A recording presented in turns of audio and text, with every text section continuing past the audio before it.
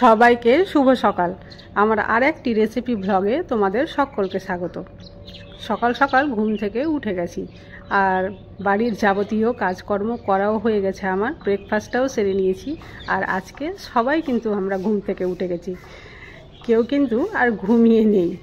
যেমন প্রতিদিনটা হয়, আমি আর ঈশানের বাবা উঠে যাই, কে আর ঈশান ঘুম থেকে উঠে না, কিন্তু আজকে সবাই উঠে গেছি। তো ভাবলাম আজকের একটা রেসিপি তোমাদের সঙ্গে শেয়ার করি এবং খুব তাড়াতাড়ি রেসিপিটা করে নিই। তো তোমরা এতক্ষণে মাছ দেখে বুঝেই গেছো যে আজকের রেসিপিটা কি হবে। তো চলো তোমাদের বলে দিই। আজকে হবে একেবারে গ্রামের স্টাইলে আর কি। আমরা তো গ্রামেই থাকি জানো, তো আমাদের এখানে এই ছোটো মাছ খুব সুন্দর করে রান্না করে, আর সেটা হলো মাছের টক ঝাল। তো চলো, এই মাছের টক ঝাল রান্না করার জন্য আমি আমার ছোট্ট কিচেনে সব কিছু অ্যারেঞ্জমেন্ট নিয়ে চলে এসেছি। আর চটপট চলো দেখে নাও তাহলে রেসিপিটা। আমি প্রতিদিনই ট্রাই করি কিছু গল্প এবং কিছু কথা তোমাদের সঙ্গে বলি, মাঝে মাঝে কিছু টুকিটাকি কাজও দেখাই। আর আমার একটাই উদ্দেশ্য থাকে যে কোনো একটা রেসিপি খুব ভালোভাবে তোমাদের সঙ্গে শেয়ার করতে পারি। লবণ মাখিয়ে রেখে দেবো, ধোয়া আছে। মাছটাকে এত সুন্দর করে সাজিয়েছো যে মাছেরই রূপ খুলে গেছে। এটাতে এখন লবণ দেবো আর হলুদ দেবো।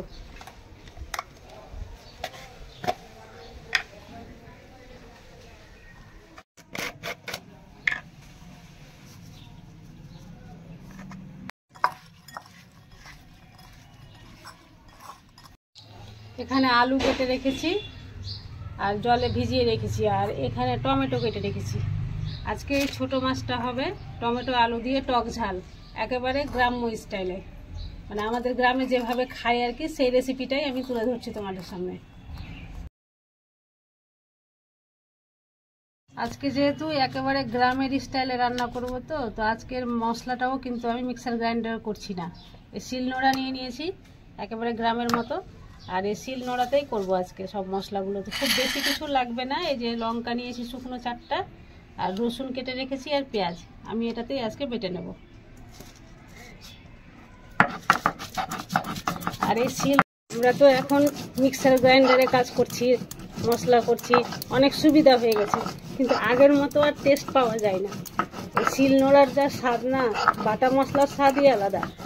তো গ্রামের মানুষের যে রান্না বান্না হয়, শহরের মানুষের চাইতে ওর স্বাদটা অনেক আলাদা হয়।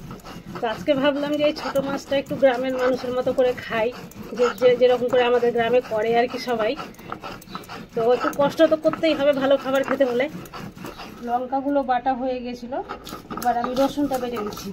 রসুন বাটতে এখানে কষ্ট হবে না, কারণ নতুন রসুন উঠে গেছে তো, আর এই একটুতেই কিন্তু নরম হয়ে যায়। দেখো এই যে, এবার পেঁয়াজটাও দিয়ে দিচ্ছি। সবগুলো কিন্তু আমি একসঙ্গেই বেটে নিচ্ছি, আলাদা আলাদা করে রাখলাম না।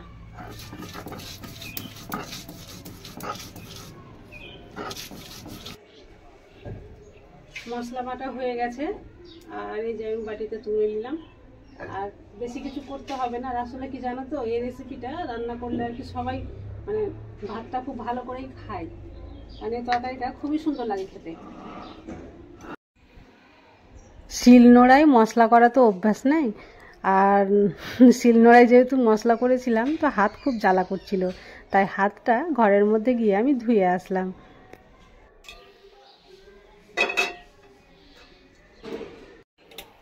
একটা প্যান দিয়ে দিলাম, আর এবার এটাতে তেল দিয়ে দেবো। মাছগুলোকে ভেজে নিই, যদিও ছোট মাছ তবুও কিন্তু ভাজতেই তো হবে, না ভাজলে কিন্তু এই রেসিপিটা ভালো লাগবে না। তেল গরম হয়েছে? না, এখনো তেল গরম হয়নি। তেল গরম না হলে আর যদি মাছ দিয়ে দিই না, তো মাছের সব চামটাম উঠে যাবে। একটু তাপটা উঠবে, তারপরে মাছটা দিচ্ছি। একটু ওয়েট কর, হয়ে যাবে। আমের গাছের দিকে একবার চেয়ে দেখো, কত মুকুল হয়েছে। যদি এতগুলো মুকুল থেকে সম্পূর্ণ আম হয়ে যায় না, তাহলে গাছের আর দুর্দশা থাকবে না, ডালপালা সব ভেঙে পড়বে। আম হয়ে গেছে, একটু বাকি আছে, ধোয়া ধোয়া হয়ে গেছে। তেল গরম হয়ে গেছে, তাই মাছগুলো দিয়ে দিচ্ছি। মাছগুলো ফুটে ফুটে গায়ে পড়ছে। এই মাছগুলো ছোটোটা যখন খেতাম না, তো বাড়িতে মা বলতো খা খা, ইলিশের বাচ্চা। এটা ইলিশের বাচ্চা? যদিও ইলিশের বাচ্চা না, দেখতে ইলিশের মতো, তো বলতো ইলিশের বাচ্চা, তো ইলিশের বাচ্চা বলে আমরা খেতাম। তো বলতাম যে মা ইলিশ তো বড় হচ্ছে, এই বাচ্চাগুলো কি বড়ই হয় না, যখনই আসছে তখনই ইলিশের বাচ্চা এতটুকুই থাকে। বলছে না না, এরা খেয়ে খেয়ে বড় হবে, এখন বড় হয়নি, কিছুদিন পরে বড় হতো, আগেই ধরা পড়ে গেছে। ভাজা হয়ে গেছে? হ্যাঁ ভাজা হয়ে গেছে, বেশি আর ভাজতে হবে না। এই যে কত সুন্দর হয়েছে ভাজা, এর চাইতে বেশি ভাজলে ভিতরে আবার মানে গ্রেভিটা ঢুকবে না, আচ্ছা, লবণ টবণ ঢুকবে না, ভালোও লাগবে না।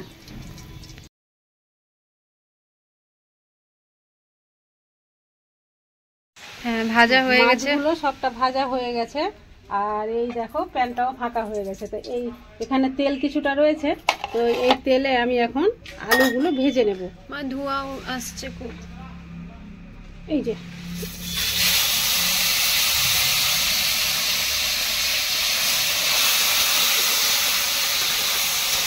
আলুগুলো ভাজছি, কিন্তু খুব বেশি ভাজবো না, আলুর কাঁচা যে গন্ধ থাকে সেই গন্ধটা আর কি চলে যায়, কারণ এরপরে মশলা দেবো, আর মশলাটা তখন আলুটা কষিয়ে দিব।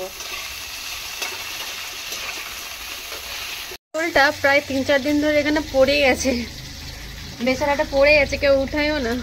এটা ঈশানের কাজ, ঈশান জল খাওয়ার জন্য নিয়ে এসেছিল, ঘরে আর নিয়ে যায়নি, দিয়ে পড়েই আছে।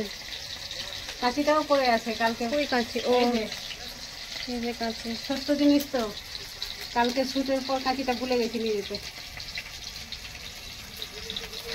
ভাজা হয়ে গেছে। হ্যাঁ এই যে দেখো, এইরকমই ভাজতে হবে, খুব বেশি লাল করতে হবে না। এই যে হালকা হালকা ভাজা হয়েছে, এবার আমি উঠিয়ে নিচ্ছি।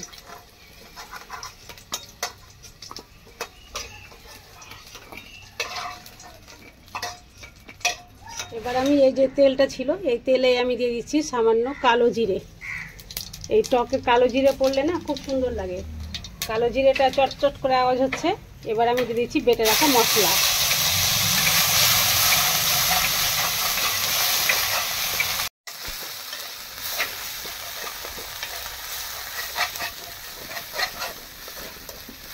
মা 400 কেন, গ্যাস শেষ? তাই মনে হচ্ছে, দেখতে তো পাচ্ছি না, গ্যাস শেষ হলে তো। মা এরকম বলো না, মাঝ রাস্তায় তখন কি করব? এই যে উনুন আছে না ওখানে? উনুন তো আছে, উনুন ধরে দেবো, কোনো সমস্যা নেই, একটু দেরি হবে, উনুনে রান্না করে নেব। না তবে গ্যাসে রান্না করতে করতে যদি আবার গ্যাস শেষ হয়ে যায় তো কেমনটা লাগে বলো? খারাপ তো লাগবে, কিন্তু খেতে তো হবে। এই যে দেখ, এটা ভাজা ভাজা হয়ে গেছে, হ্যাঁ গন্ধ ছুটছে। এবার আমি আলুগুলো দিয়ে দিলাম। হ্যাঁ এবার আলুটা এটা কষিয়ে নেব। আর তারপরে কিন্তু আমি দেখো এখানে আমি দিয়ে দিচ্ছি সামান্য পরিমাণ লবণ আর হলুদ। এই যে হলুদ দিলাম, আর লবণটা নিজের স্বাদ মতো দিতে হবে, যেহেতু টকের তরকারি তো লবণটা একটু বেশি লাগবে, নাহলে ভালো লাগবে না।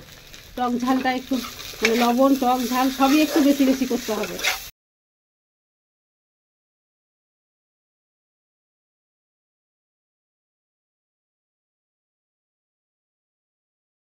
রান্না করতে বসেছি জানো তো, আর জল আনতে ভুলে গেছি, আর এইদিকে তাড়াতাড়ি করে জল নিয়ে এসে একটু দিলাম আমি।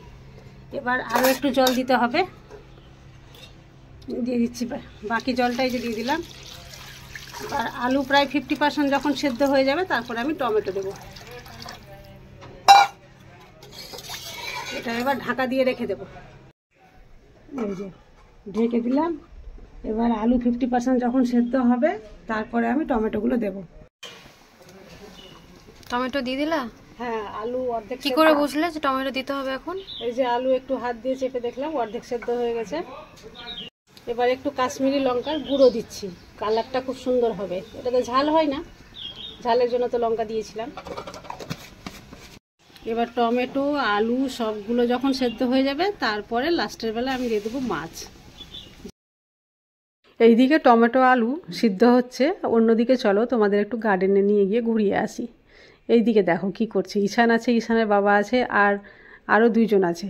কিন্তু আজকে কি করছে দেখো, আমাদের যে ঝাউ গাছ ছিল, ঝাউ গাছ 10-15 দিন হয়ে গেল নিয়ে আসা বাড়িতে, কিন্তু মাটির জন্য লাগাতে পারিনি, কারণ পটগুলো বেশ বড় বড়, আর এতগুলো মাটি আমাদের পক্ষে অ্যারেঞ্জমেন্ট করা সম্ভব নয়। তো আজকে বাড়িতে যেহেতু লেবার লাগানো হয়েছিল, তো ওদের হাত দিয়েই এই ঝাউ গাছগুলো লাগানো হচ্ছে। মানে ঝাউ গাছ তো অনেকটা, আর পটগুলোতে মাটিও অনেকটা করে লাগছে, তাতে আবার গোবর সারও দিতে হবে। তো এইভাবে ওদের হাত দিয়ে সব কিছু অ্যারেঞ্জমেন্ট করা হয়েছে। গোবর সার মাটি সব কিছু মিক্স করে ওরাই লাগাচ্ছে আর কি। এই যে দেখো কিছু কিছু গাছ লাগানো হয়ে গেছে, কিছু কিছু এখনও বাকি রয়েছে, সবগুলো লাগানো হয়ে যাবে ঝাউ গাছ। আর অন্যদিকে ঈশানকে দেখো, ওর কাজ হলো শুধু জল দেওয়া। গাছগুলো ওই লেবাররা এখানে নিয়ে এসে রেখেছে আর ও সবটা গাছে একদিক থেকে জল দিচ্ছে। ওকে ওর বাবা বলেছে যে তোর আজকে এটাই কাজ, তুই শুধু জল দে। চলো, এতক্ষণে রান্নাটাও মনে হয় কাছে এসছে। আলু টমেটো সেদ্ধ হয়ে গেছে, চলো দেখে নিই। এবার কিন্তু মাছটা দিতে হবে। আর আলুও খুব ভালোভাবে সেদ্ধ হয়ে গেছে, দেখেই বুঝতে পারছো ফেটে ফেটে গেছে। এবার কিন্তু মাছগুলো আমি দিয়ে দেব।